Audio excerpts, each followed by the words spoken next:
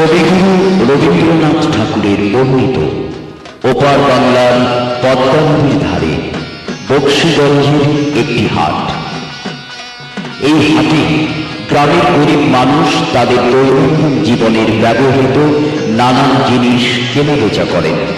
আসুন আমরা কিছু সময়ের জন্য সবকিছু ভুলে মিশে যাই তাঁদের সাথে।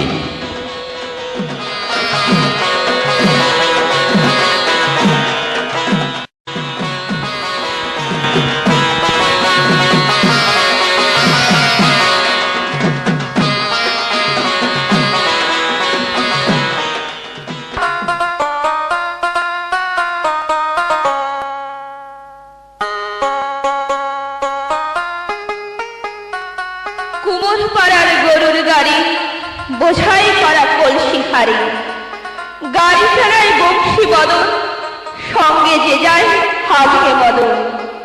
হাট বসেছে শুক্রবারে বক্সিগঞ্জে পদ্মা পারে।